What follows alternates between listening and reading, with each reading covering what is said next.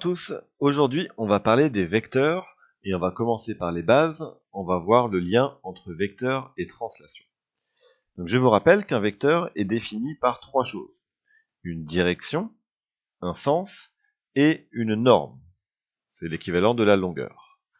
Et on utilise beaucoup les vecteurs pour caractériser une translation.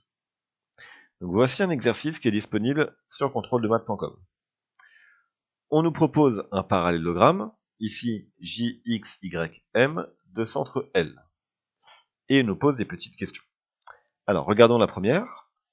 L'image du point M par la translation de vecteur JX est. Donc, dans un premier temps, regardons le vecteur JX. C'est le vecteur d'origine, le point J, et d'extrémité, le point X. Donc, c'est un vecteur qui nous fait faire ce mouvement, qui est représenté ici par la flèche. Donc je vais appliquer ce mouvement en partant du point M, vu que je cherche l'image du point M.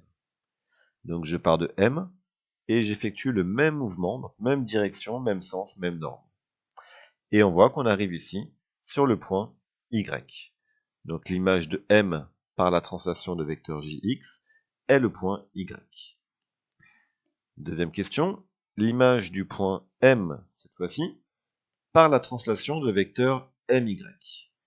Donc, je représente le vecteur MY, M origine, Y extrémité, et j'applique ce mouvement au point M. Là, c'est là d'où je viens. Donc, directement, je pars de M, j'arrive à Y. Donc, l'image du point M, encore une fois, est Y. Dernière question. L'image du point L par la translation de vecteur ML. Donc, représentons ce vecteur, le voici, et je dois appliquer cette translation au point L. Donc je me place au niveau du point L, et j'effectue cette translation suivant ce vecteur, donc même direction, même sens et même norme. On voit que j'arrive au point X. Donc l'image de L par la translation de vecteur ML est le point X. Voilà pour le premier exercice, et sur contrôle-de-maths.com, vous trouverez un deuxième que voici. On nous présente un carré, ici MHXV, et on nous pose plusieurs questions. La première, le vecteur HX et le vecteur VM ont la même direction.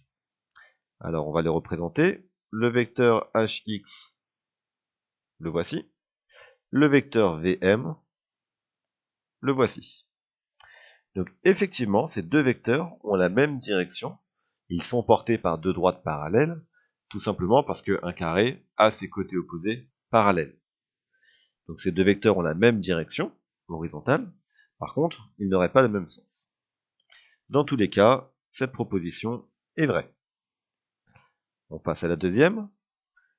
Cette fois-ci, le vecteur HM que je représente et le vecteur VX.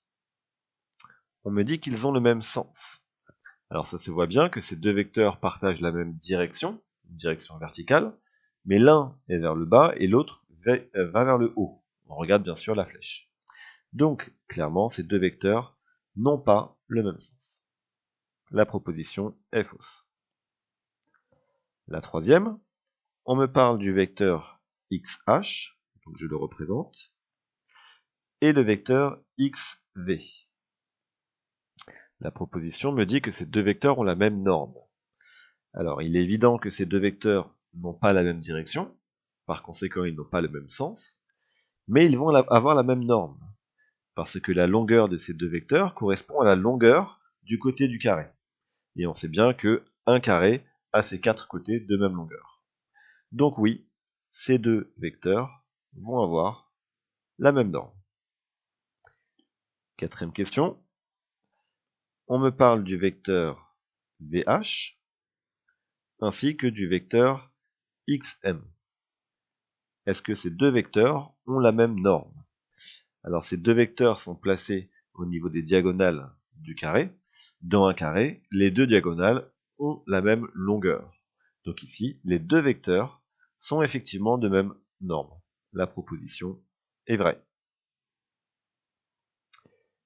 Et enfin, dernière question, le vecteur VH ici et le vecteur XH ont la même norme. Alors ces vecteurs sont ici placés l'un au niveau de la diagonale du carré et l'autre au niveau d'un côté. Et on sait bien que dans un carré, la longueur de la diagonale n'est pas la même que la longueur du côté du carré. Pour être très précis, la diagonale est racine de 2 fois plus grande que la longueur du côté. Donc cette proposition est fausse, ces deux vecteurs n'ont pas la même norme. Et voilà. Si tu penses avoir compris, alors abonne-toi à ma chaîne et viens vite sur contrôledemaths.com. Tu y trouveras toutes mes vidéos, des cours et des exercices aléatoires corrigés. À bientôt.